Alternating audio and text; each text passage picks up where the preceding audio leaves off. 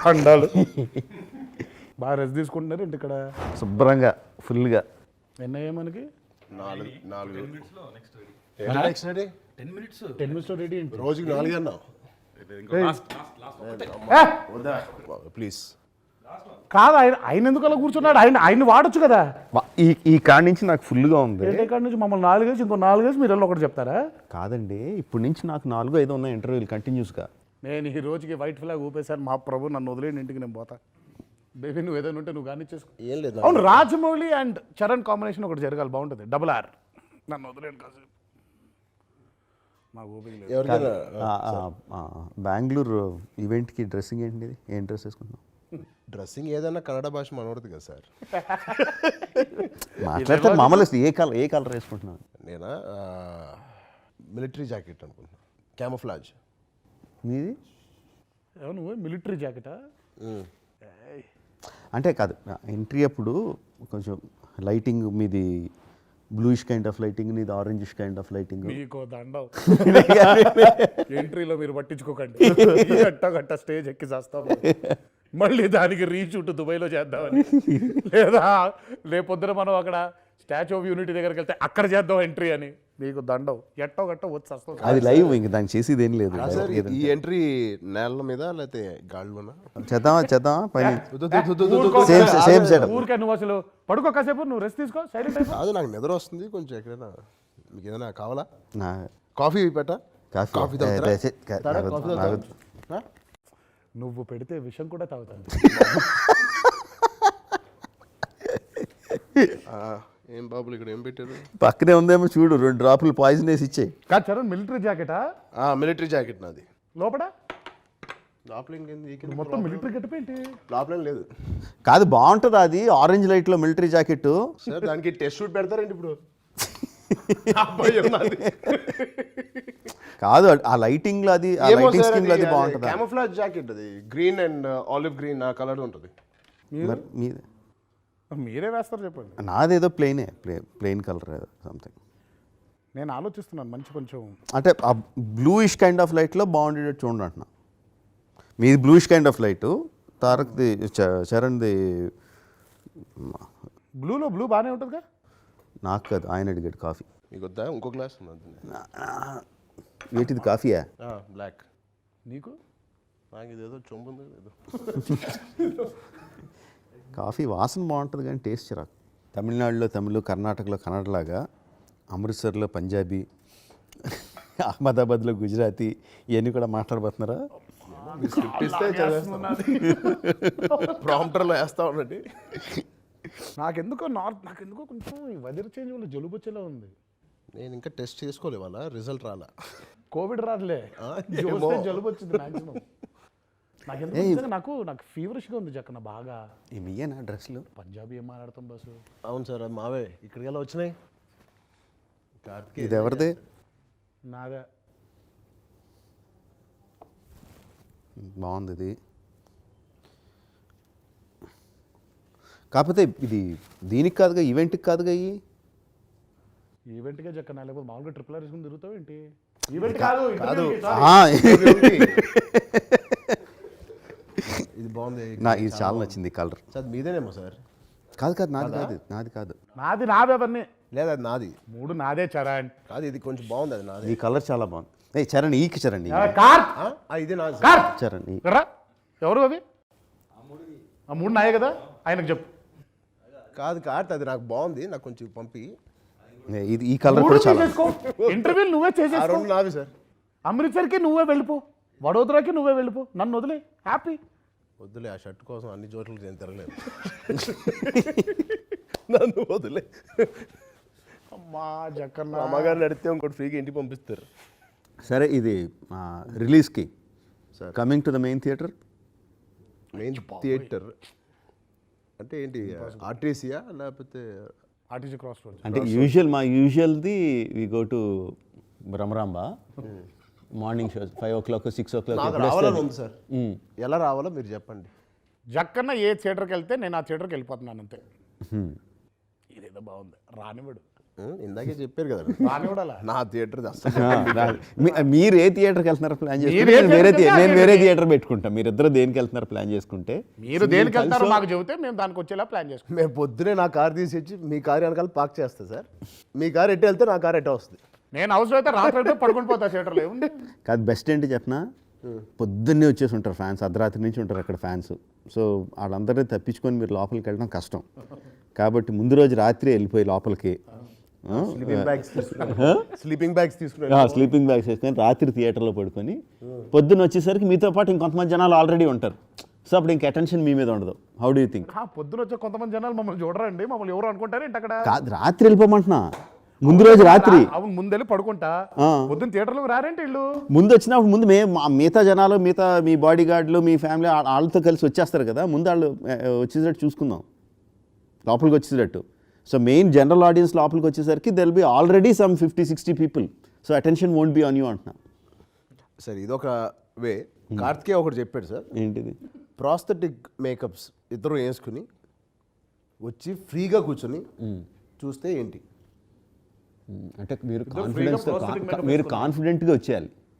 మళ్ళీ మీ వెనకాల బాడీ గార్డులు 10 మంది బాడీ గార్డులు ఉంటే మీరు ఏ ప్రాస్థెటిక్ మేకప్ వేసుకున్నా కుదరదు, ఆబ్వియస్గా తెలిసిపోద్ది. ఏం లేకుండా ఇద్దరుగా మామూలు బైకుల మీద వచ్చేసి మిగతా జనాలతో పాటు అరుచుకుంటారు. రజనీకాంత్ గారు అలాగే చూసేవారంట ఆయన సినిమాలు. అలా చేస్తే it will work out. Early morning show మీరు ఫ్రీగా చూసాను సార్. సిటీకి వచ్చి మాతో కలిసి చూడదు కానీ కాదు ఆయన ఏదో మార్నింగ్ ఎర్లీ మార్నింగ్ 6 o'clock ఒకటి ఎక్కడైనా అవును మనం వెళ్దాం అక్కడికే, తర్వాత ఆయన సాయి గారు ఎక్కడైనా చూసి కాదు మా ఈసారి సాయి గారి ప్లానింగ్ అంటే కర్నూలు వెళ్ళి చూద్దాం ఫస్ట్. అది మీరు మార్నింగ్ చూసాను సార్ 6 o'clock షో. 9 o'clock 10:30 ఏదో మమ్మల్ని తీసుకెళ్ళారు. కర్నూలులో 6 o'clock షో చేసి 10 o'clock హైదరాబాద్లో ఎలా చూస్తాం అసలు చెప్పి కూర్చున్నాయి. కార్తికే హెలికాప్టర్ పెడతారు సార్ మీకు. RRR ఆడు ప్రమోషన్లు అయిపోయిన వెంటనే మామూలు ప్రైవేట్ ఫ్లైట్లు అన్నీ వెళ్ళిపోయినాయి, మామూలు ఇండిగో ఫ్లైట్ టికెట్ ఇచ్చి వెళ్ళరమ్మంటారు. బాగుంది ప్రమోషన్ల వరకు. చూసారా వెళ్ళాలంట జక్కనా తారక్. ఇప్పుడు ప్రభాస్ వీళ్ళందరూ కూడా వస్తారు ప్రీమియర్లకి. ఏంటి ప్రీమియర్ అంటే ఏ ప్రీమియర్? అది ఎక్కడికో థియేటర్కి వెళ్ళి చూసే ప్రీమియర్, లేకపోతే మాకు ఏదో పెద్ద స్పెషల్గా ప్రీమియర్ వేసినట్టు ఇక్కడ. ప్రభాస్ కదిలి ప్రీమియర్కి రావడం ఏ అది జరిగే పని కాదు. చరణ్ తీసుకొస్తాడు వెళ్ళి. నేను నీతో ఉంటాను కదా అప్పుడు. మనం వెళ్ళి తీసుకొద్దాం అయితే. అప్పుడు షో పోద్ది. డార్లింగ్ వద్దు darling. What do you think your experience will be seeing first day first show? చూడనివ్వరేమో చెప్పండి, You చూడనివ్వరేమో. we just have to watch that audience reaction. అంటే యూఫోరియా కోసం యూఫోరియా కోసం ఏమీ కనపడదు, ఏమీ వినపడదు. అంటే ఏవి కనబడితే ఏం వినపడదు. అంటే మేము కూడా వచ్చి కూర్చో అంటే నాకు తెలియదు జక్కన్. ఒక్కసారి నన్ను చెప్పాక మీకు బృందావనికి ఒకసారి తీసుకెళ్లారు, వెళ్ళి కూర్చొని అలా చూసి వచ్చా. ఏంటంటే సినిమా చూడట్లేదు, ఇటు తిరిగారు. నేను అందరు అటు తిరగండి అటు తిరగండి. కానీ బాగుంటుంది. బట్ అదొక్కటి మాత్రం చూడాలి, ఎప్పుడో మిస్ అయిపోయింది. అది ఎన్ని సంవత్సరాలుగా అనిపించలేదు. నువ్వు ఎప్పుడు వెళ్ళావు? లాస్ట్ ఎప్పుడు వెళ్ళావు నువ్వు? చిరుతాకి వెళ్ళా ఫస్ట్ సినిమా. సినిమాకి తర్వాత అసలు ఫస్ట్ డే ఫస్ట్ షో చూడలేదు థియేటర్లో. అసలు మామూలుగా జనాలతో చూసావు థియేటర్లో? అదే చిరుతాకి చూసా. చిరుత తర్వాత నీ సినిమాని ఆడియన్స్తో కలిపి చూసావా? చూడలే. మీరు ప్రీమియర్ షో వేస్తే మాకు దగ్గర మేము క్వైట్గా అక్కడికి వచ్చాం. అదే మొత్తం అందరూ ఇండస్ట్రీ వాళ్ళు. అది అంతే. అదే నేను జనరల్ ఆడియన్స్తో అంటున్నాను. లేదు అసలు కనీసం చిరుతని చూసాను నేను, అది కూడా చూడలేదు ఇప్పటిదాకా. చూడలే ఇప్పటిదాకా. You are missing a lot. మీరు తీసుకెళ్ళట్లేదు నన్ను, అందుకే ఇప్పుడు ఈసారి ప్లీజ్ కొంచెం మీరు దగ్గరుండి ప్లాన్ చేస్తే మాకు కూడా నమ్మకం ఉంటుంది. కానీ షూటింగ్ మాత్రం బాగా ఎంజాయ్ చేశాను. లాస్ట్కి వచ్చేస్తున్నా. మీకేంటి ఇది ఈజీ స్టెప్లే, అసలైన స్టెప్లు మళ్ళీ అక్కడి నుంచి ఉక్రెయిన్ వెళ్ళి చేయాలన్నా?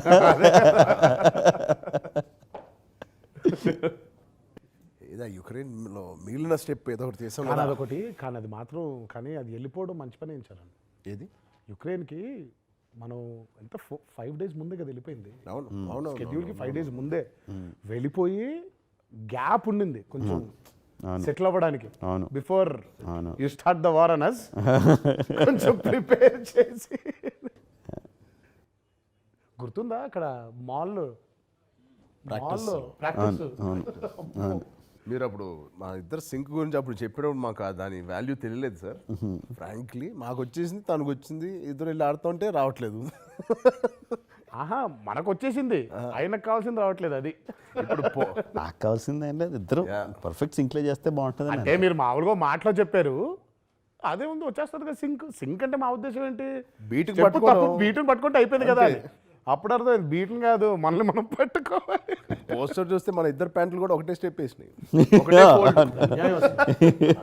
అది టూ మచ్. అది మరి అసలు ఇంకా అమ్మో అది ఏంటో అది అలా కుదిరిపోయింది. అవును కాదు మరి ముందు ఎత్తర జెండా షూట్ చేశాం కదా, ఎత్తర జెండా చేసినప్పుడు యాస్టీ సింక్ వచ్చింది కదా, పర్ఫెక్ట్ సింక్ వచ్చింది కదా. ఎక్కడ hardly one or two times కొంచెం సింక్ అవ్వలేదు అనుకున్నది. మేబీ అందుకే, లేకపోతే ఇంకా టైం పట్టేసేదేమో. వచ్చింది అంటున్నా సింక్ అసలు ఇద్దరిది ఒకే మూమెంట్లో ఉంటుంది కదా. ఉంది ఆల్మోస్ట్, బట్ అది అట్లా కాదు కదా జక్కన్న. అంటే మీరు ఇలా చేస్తారు కాబట్టి అక్కడ కూడా చేసేస్తారు, టక్కుమని ఒకలా చేసేస్తారు అనుకున్నానేమో. అది వేరు కదండి, అది మాకు తెలియలేదు సింక్ అంటే ఏంటా అని. అంటే వన్ మోర్లు అడుగుతున్నాను, లేకపోతే ప్యాకప్ చెప్పేసిన తర్వాత మళ్ళీ రమ్మంటున్నాను, ఇలాంటివి కాకుండా అలాంటివి అవి కొంచెం ఇరిటేషన్, పీకల వరకు కోపం వచ్చేసింది ఏదన్నా ఉందో ఒక్క ఇన్సిడెంట్ 3.5 yearsలో నా మీద. వచ్చింది, నాకు వచ్చింది. చెప్పను చెప్పండి ఏమవుద్ది. చెప్పను. నాకు మాత్రం ఆ రోజు బాగా ఒంట్లో బాగాలేనప్పుడు మల్లిగాడితో ఫోన్ చేయించి ఆల్మోస్ట్ కింద కూర్చోబెట్టి నా ఆఫీస్లో కిందకి ఒంట్లో బాగాలేకపోతే ఇక్కడ 1000 ఆర్టిస్టులు వెయిటింగ్ అని చెప్పినప్పుడు కొంచెం కోపం. ఎప్పుడు నేను అన్నాను కార్తికేయతో, 1000 ఆర్టిస్ట్ ప్లేట్ సెపరేట్ తీసుకో, ఇటు నా ప్లేట్ సెపరేట్ తీసుకో అన్నాను. మీకు అదే ప్రభాస్ అంటూ ఉంటాడు, యాక్టింగ్ నేర్చుకోరా అంటే ఎయిటింగ్ నేర్చుకున్నాను డార్లింగ్ నేను అంటూ ఉంటాడు. మీకు వచ్చి చెప్పింది చేసి యాక్టింగ్ చేయకుండా అంటే బ్లూ మ్యాట్లో సెపరేట్ లేయర్ తీసుకోండి, అదే ఎక్కువ చెప్పకూడదు అందుకనే ఆర్టిస్టులకి సీజీల గురించి అట్ల గురించి. యాక్టర్స్కి ఎడిటింగ్ రావడం ఎప్పటి నుంచో ఉంది సార్, కృష్ణ గారి టైం నుంచి ఉంది. నాకు ఒక్కటే అసలు ఏముంది, నాకు కోపం అంటే నాకు అదేంటో తెలియదు. కానీ అసలు ఈ 3.5 years అని ఇది కాదు, అసలు ఇన్ జనరలే నాకు నీ మొహంలో ఎంపతి కనిపించదు, ఇరిటేషన్ వచ్చేస్తూ ఉంటుంది, ఎంపతి కనిపించదు నాకు. కనిపించకూడదేమో, నాకు అదొక్కటే నాకు కంప్లైంట్ అంటే జక్కన పైన. అది ఏమో కనిపిస్తే మనం లోపల ఉంటుందేమో, ఉంటుంది, కనిపిస్తే మనం రిలాక్స్ అయిపోతాం కదా. నువ్వు బాగాలేవాడివి, పాయింట్ బి నోటెడ్. మా ఎందుకు రిలాక్స్ అవుతాం, మళ్ళీ అయినా కదా మనం మొదలు పెడతాడు, మళ్ళీ బత్తే వచ్చుకునే అంతేలే. ఆ రోజు మళ్ళీ ఈ రోజు కంపెనీ కనిపించింది, రేపు లేదు, అయిపోయింది కదా. ఏంటంటే నా కాన్స్టెంట్ ఫీల్ చెప్పనా, అంటే అది లాజిక్కో ఇల్లాజికల్ అది పక్కన పెడితే మెంటల్గా ఈరోజు ఈ షార్ట్లు తీయాలి అని ఫిక్స్ అవ్వలేదు, ప్లాన్ చేసుకుంటాం. టార్గెట్ ఉంటుంది, ఒక టార్గెట్ ఉంటుంది నెంబర్ ఆఫ్ షార్ట్. అది అవ్వకపోతే లోపల నుంచి ఒక గుబులు తన్నుకొచ్చేస్తూ ఉంటుంది ఆ నెంబర్ ఆఫ్ షార్ట్స్ అవ్వకపోతే. అంటే we know how much we are spending per day, అంటే like at an average we are sending like 50 lakhs a day. No we are ఎన్ని షార్ట్లు ప్లాన్ చేస్తాం, ఒక్కోసారి ఓన్లీ 10 shots ప్లాన్ చేస్తాం, right, because of the setup అదంతా. So each shot 5 lakhs కదా. అంటే ఆ రోజు అది అవ్వకపోతే అంత వేస్ట్ అయిపోయినట్టు, అంత డబ్బు వేస్ట్ అయిపోయినట్టు కదా. ఆ టెన్షన్ కాన్స్టెంట్గా ఉంటుంది.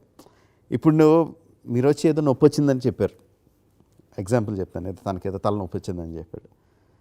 So if I pay empathy to that then నిజంగా నేను ఫీల్ అయ్యాను అనుకో దానికి, ఓకే రెస్ట్ తీసుకొచ్చారని అనాలి. దట్స్ న్యాచురల్ థింగ్, ఎవడన్నా అనాలి. రెస్ట్ తీసుకో అంటే నాకు రెస్ట్, మిగతా 4 షాట్లు, మిగతా 5 షాట్లు, ఇదంతా ఆ టెన్షన్ వచ్చేస్తూ ఉంటుంది. కొంచెం లాజికల్గా ఆలోచిస్తే అరే హీరో ఆ నొప్పితో చేస్తే ఇంకా పెరిగితే ఇంకా ఎక్కువ నష్టం అవుద్ది కదా అనేది కామన్ సెన్స్. బట్ లోపల వచ్చేస్తూ ఉంటుంది గుబులు, నొప్పి అంటే ఇప్పుడు వెళ్ళిపోతానంటే ఎన్ని ఆగిపోతాయి, ఇవన్నీ ఈ లోపల స్టార్ట్ అయిపోద్ది. అందుకని I try to keep my face, అసలు పోకర్ ఫేస్ సార్లు వచ్చేసిందో కోపం, అసలు అంటే పోనీ ఏదో అట్లీస్ట్ నేను ఇంకోటి అంటే కానీ నేను చరణ్ ఇద్దరం కూడా పిచ్చి సాకులు చెప్పేసి ఏదో స్కూల్ అని చెప్పే టైప్ కాదు కదా. కాదు నా ఎంపతి చూపించాడు ఏంటి అసలు నిజం. బాబోయా అయ్యి బాబోయ్, ఒక రోజు నీకు గుర్తుందా చరణ్, అసలు ఇంకా ఆ గుద్దుకుంటాం కదా, ఇద్దరు గుద్దుకున్నావా, పైగా ఆ మధ్యలో ఒక సీక్వెన్స్లో మొత్తం మిస్లే, నువ్వు దొరకట్లేదు. అదే ఇక గాల్లో గుద్దేసుకోవడం కదా. నెక్స్ట్ డేకి భుజం జబ్బలు లాగేస్తున్నాయి. కరెక్ట్గా ఆ జంప్ ఉంది కదా, అవును అవును, ఇక అది పెట్టాడు. ఇక నేను ఆ రోపు వేసుకుని నాకేమో ఇలా లాగుతున్నప్పుడల్లా ఆ రోప్లో అసలు అన్బేరబుల్ పెయిన్ లాగేస్తుంది. చేయడం అలా కూర్చోవడం స్టూల్ పైన అలా చూస్తాడు. ఏమన్నాడే చూశాడు నాకు వెళ్ళిపోతుంది. గుర్తుందా నీకు, వచ్చేస్తుంది నెమ్మదిగా అలా వచ్చాడు. తర్వాత ఏది ఒక ఈ రిహర్సల్ చేసిన ఒక గంటన్నరకో నెమ్మదిగా వచ్చి వెళ్ళిపోతారా అన్నాడు. నాకైతే ఆల్మోస్ట్ ఏడుపు వచ్చేసింది. ఇది ఫైనల్గా నువ్వు రియలైజ్ అయ్యావా బాబు, నాకు నొప్పి నిజంగా జెన్యున్గా నొప్పి వస్తుందని నువ్వు రియలైజ్ అయ్యావా అని. వెళ్ళిపోతారా అన్నాడు. వెళ్ళమంటే వెళ్తా అన్నా, వెళ్ళిపోలే రేపు అదే ఇప్పటికి రియలైజ్ అయ్యావా మహానుభావ నువ్వు అని. గుర్తుంది ఆ రోజు నిన్ను పంపించి నన్ను కుమ్మారు. నాకెంత గుర్తుండదు. అంటే అప్పుడు కూడా ఓకే, వేస్ట్ అవ్వకుండా ఇంకొక హీరో ఉన్నాడు, వేరే షాట్ వేరే షాట్ అప్పుడు ఆ గంటన్నరా ఓకే. ఇప్పుడు వీడికి ఎంపతి మనం చూపించాలంటే ఫస్ట్ మనం ప్లానింగ్ చేసుకొని అప్పుడు ఎంపతి చూపిద్దాం. నెమ్మదిగా చారిట్ వచ్చింది. ఆ చారిట్ అదంతా వచ్చి పైగా నాకు ఇంకోటి ఏంటి, చరణ్ వదిలేసి వెళ్ళిపోతే అదో ఇబ్బంది. అంటే తను ఫీల్ అవ్వకూడదు కదా, ఏదేంటి నేను పంపించేస్తున్నారు అంటే రేపు నాకు కూడా నొప్పి అది లేదులేండి. ఇంత వర్కౌట్ అవుతూ ఉంటుంది. అదేం లేదు, కొన్ని రోజులు నీకుందో లేదు తెలియదు కానీ నాకుంటుంది. నేనేమో చరణ్ పట్టుకుని కొన్నిసార్లు నిన్ను కూడా పెట్టి నన్ను పంపించారు కదా. అదే ఒక్కోసారి షార్ట్లు బట్టి కదా, ఎవరిని ఉంచడం పంపించేయడం ఉంది, షార్ట్లు బట్టి చేస్తాం. కానీ అక్కడ మాత్రం ఇంకా అసలు వచ్చేసింది బయటికి. ఫైనల్గా రిలీజ్ చేయడం అలా ఉంటుంది. అట్లుంటుంది మనతోని. నాకైతే మీరిద్దరిలో ఎవరు ఒంట్లో నొప్పి అన్నా, కాలు నొప్పి అన్నా, తల నొప్పి అన్నా కోపం వచ్చేస్తుంది. ఈ నొప్పి రా నొప్పి కదా. అంటే కానీ ఆ 2 ఎపిసోడ్లు మాత్రం ఇది అది ఆన్ షోల్డర్స్. టెక్నికల్గా ఒకటి చెప్తా, నాకు అది కొంచెం ఇలా అనుకునే విషయం, అంటే చూసి జనాలకేం కాదు. సినిమాల్లో why many of the times animals look fake is that okay, fur, lighting, దాన్ని సైజు, స్కేలింగ్ అందులో ఇంటిగ్రేట్ చేయడం అవన్నీ ఉంటాయి. But most of the people అవి ఓవర్కమ్ చేస్తారు, అందరూ కూడా మంచి చేస్తున్నారు. But what we don't realise is animal తాలూకు speed is much faster. So strides చాలా ఫాస్ట్గా వచ్చేస్తాయి. సో ఫాస్ట్గా వచ్చినప్పుడు మనం ఏదన్నా ఎవరైనా ఇమాజిన్ చేసుకోవాలి కదా. ఇమాజిన్ చేసుకున్నప్పుడు ఏం చేస్తారో, ఇలా పెట్టారో ఇలా ఇక్కడ ఏదో టైగర్ ఊహించుకోండి, ఇలా వచ్చి మీ మీద నుంచి ఏదో ఇలా ఉంటుంది, you have to duck and roll అనేదో అంటారు.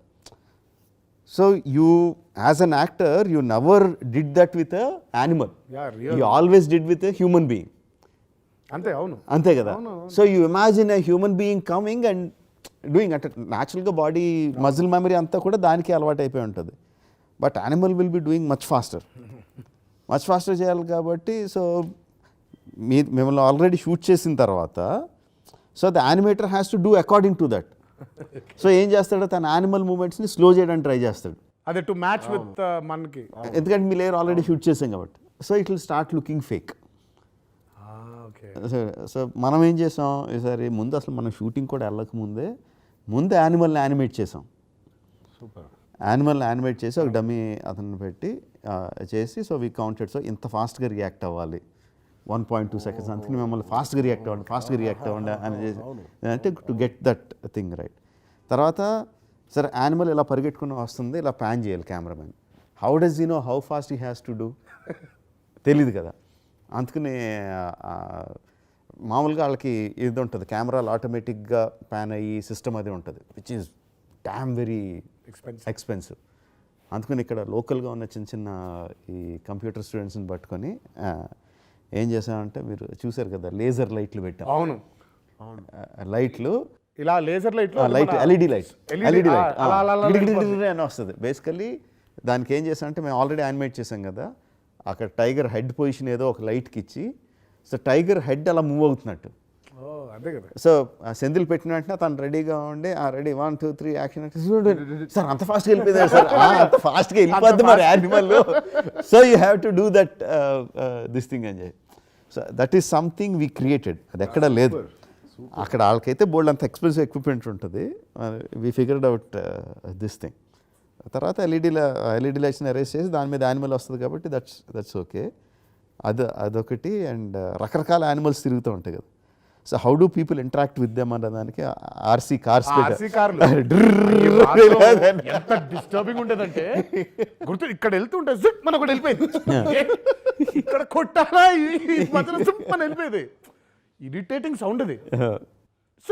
అని మరి జనాలకు తెలియాలి కదా, లేకపోతే ఎలా రియాక్ట్ అవుతారు? ఇమాజిన్ చేసుకొని రియాక్ట్ అవ్వాలి. యాక్టర్స్కి ఎక్స్పీరియన్స్ ఉన్న యాక్టర్స్ మీకే కష్టమైతే జూనియర్స్కి వాళ్ళందరికీ ఎలా తెలుస్తుంది? How can the react without అది లేకుండా? బ్లూ క్లాత్ ఇచ్చి పరిగెట్టమంటే అది యానిమల్ స్పీడ్ ఉండదు, యానిమల్ స్పీడ్ ఉండదు. అందుకని బేర్ వరకు పెట్టేవాళ్ళం. బేర్ అంత ఫాస్ట్గా వెళ్తుంది కాబట్టి బేర్కి ఒక మనిషిని పెట్టేవాళ్ళం. వుల్ఫ్ గుర్తుందా? కుక్కలు ఎంత గొడవలో మధ్యలో కుక్కకి బాల్ వేస్తే వెళ్ళిపోతుంటే దానికి రియాక్షన్ జనాలు ఇదే కుక్క.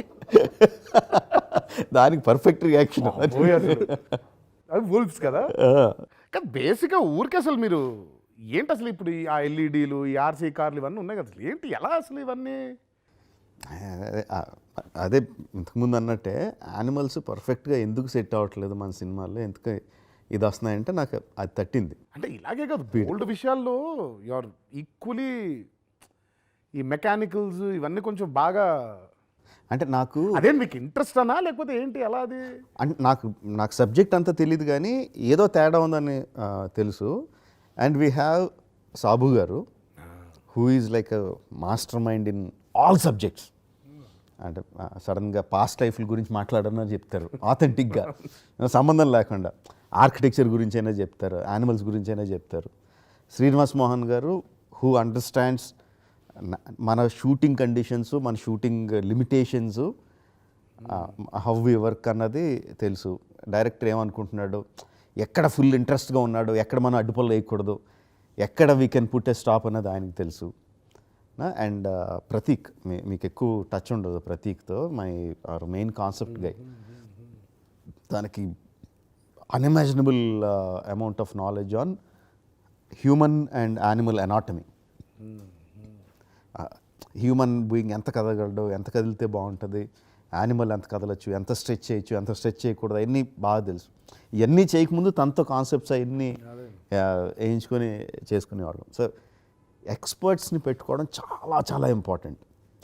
మనకి ఎంతదున్నా వాళ్ళ ఎక్స్పర్ట్స్ని తీసుకొని వాళ్ళ ఇన్పుట్స్ తీసుకొని. అంటే ఓన్లీ యానిమల్స్ అని కాదు జక్కన్న, ఇప్పుడు నువ్వు ఆ రోజు వెళ్ళిపోయి వచ్చారని నీ ఇట్ సైడ్ ఆఫ్ ఫైర్ది అయిపోయింది కదా, ఇప్పుడు వాటర్ది అసలు ఆ విజువల్ చూడాలి. అసలు ఆ పైపులు లిటరల్గా అనకొండస్ పైకి లేచి అలా మనం అనుకున్న ప్రెషర్కి డ్యాన్స్ చేస్తే ఎలా ఉంటుంది? అయ్యి బాబోయ్, అసలు నేను అంటే అసలు అది ఎలా వస్తుంది కరెక్ట్గా, అది ఎలా తిరుగుతుంది అసలు, అయ్యి బాబోయ్.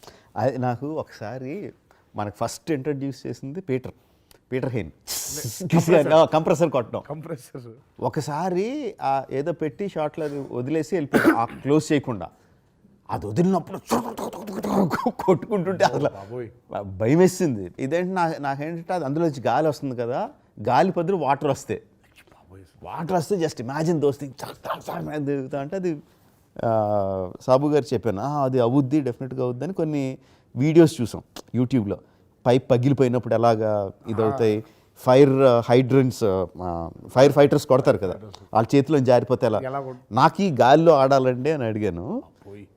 మన శ్రీరామ్ ఆడ ఎక్స్పెరిమెంట్లు ఇంకా కూర్చొని ఎంత ప్రెషర్ పెట్టి ఎంత వాటర్ వదిలితే ఎంత డ్యాన్స్ చేస్తుంది అది అని చెప్పి. కానీ చరణ్ వాట్ విజువల్ మాత్రం ఉండింది, అన్నిటికంటే పెద్దది ఒకటి ఉండింది వెనకాల, మోస్ట్ ఇంటిమిడేటింగ్ అది.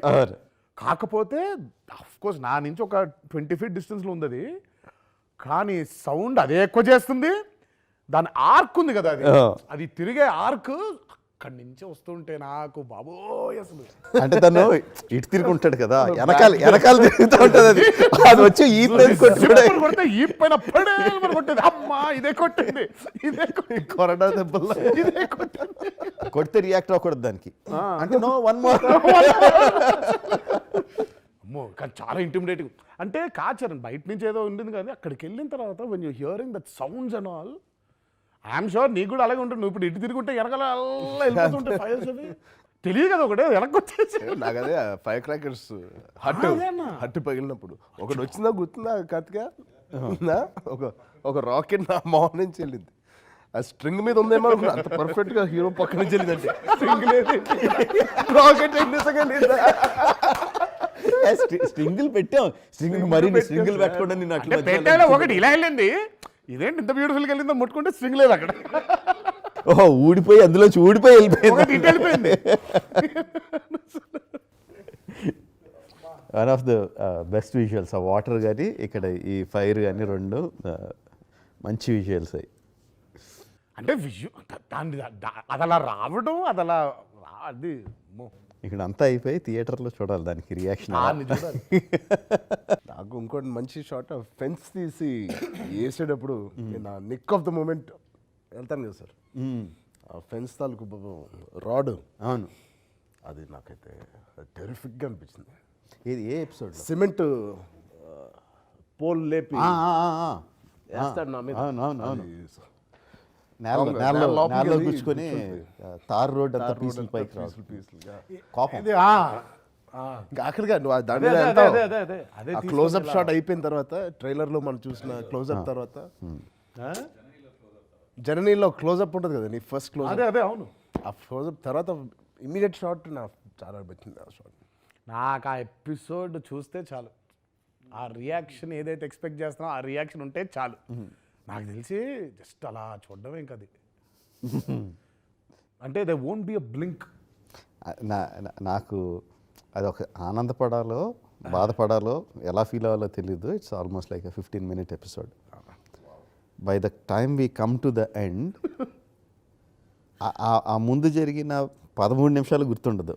Last 2 minutes of the interaction between you two, just the emotional close-ups of you two. 13 జరిగింది రెండుకే కదా, రెండుకే. బట్ అంటే రికార్డింగ్ చేసేటప్పుడు ఇదంతా అరే వీళ్ళిద్దరు ఇంత కష్టం, ఇంత 65 నైట్లు కష్టాన్ని వీళ్ళిద్దరూ 2 నైట్లలో లాగేస్తున్నారు మొత్తం. అంటే of course as a director that's what I want, but it is so intense. వాళ్ళిద్దరు మీ ఇద్దరి మధ్యన ఉన్నాయి, so intense, so emotional, so heart touching. అది మర్చిపోతాం. అంటే జస్ట్ అప్పుడే జరిగిన 13 నిమిషాలు మర్చిపోయి ఇది. మీకేం కావాలి ఆడియన్స్ రియాక్షన్? స్పెల్ బౌండ్ కావాలా, లేకపోతే నాకు స్పెల్ బౌండే అదే కావాలి మీకు కూడా? అంటే ఇప్పుడు తారక్ చాలా మందికి ఒక ఇంటెన్స్ ఎమోషన్ని ఒక్కొక్కళ్ళు ఒక రకంగా ఎక్స్ప్రెస్ చేస్తారు. కొంతమంది అసలు ఏం మాట్లాడరు, సైలెంట్గా ఉంటారు, సైలెంట్గా చూస్తారు. ఒక బాధాకరమైన సీన్ కూడా, కొంతమంది బాధాకరమైన సీన్లో కూడా అరుస్తారు. It's just way they are వాళ్ళ ఎక్స్ప్రెషన్ ఇది. బట్ మనకు కావాల్సింది అంటే వాళ్ళు లోపల ఫీల్ అవ్వాలి అది. సో ఇందులో మీరు చెప్పినట్టు కొంతమంది బాధలు కూడా ఏయ్ అంటుంటారు, అది నాబోటాడు. బాధలు కూడా సైలెంట్గా ఉండి చూసేవాళ్ళు మీరు, కొంచెం అలా అయ్యేది చరణ్. బట్ వాళ్ళు అంత ఎమోషనల్గా ఫీల్ అవ్వాలి అన్నది నా intention as a director. I think ఖచ్చితంగా అది మాత్రం అవుద్ది చక్కగా. అది చేసేటప్పుడే మాకు అనిపించింది. అది ఇద్దరు క్లోజులు సెపరేట్ తీశాను కదా. ఫస్ట్ చరణ్ క్లోజులు తీసినప్పుడు ఏం చేశాడు అసలు, నెక్స్ట్ తారక్ ఏం చేశాడు, మళ్ళీ లాస్ట్ షాట్లో తెలివి తీసిన ఏం చేశాడని వెరీ, అంటే నాకు ఇద్దరిది బెస్ట్ పర్ఫార్మెన్స్ ఏంటి సినిమాలో అంటే రెండోది చెప్పకూడదు. ఫస్ట్ అదే నీకు అది జీడిపప్పులు గుర్తుందా? ఏంది కిరవాణి గారు కోడ్ లాంగ్వేజ్ తెలీదు. సినిమా మంచి జీడిపప్పు ఉప్మా మామూలుగా తింటుంటే బాగుంటుంది, అప్పుడప్పుడు ఓ జీడిపప్పు వస్తే ఇంకా బాగుంటుంది.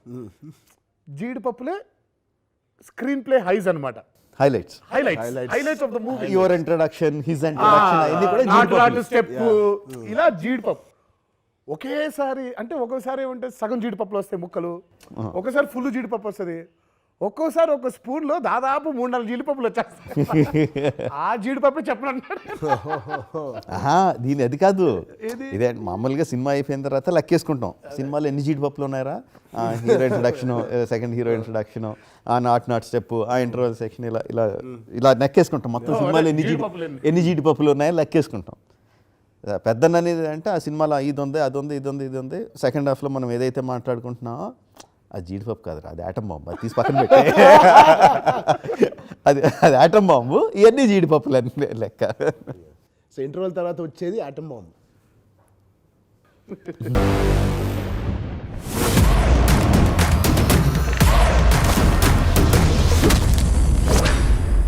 Brace yourself.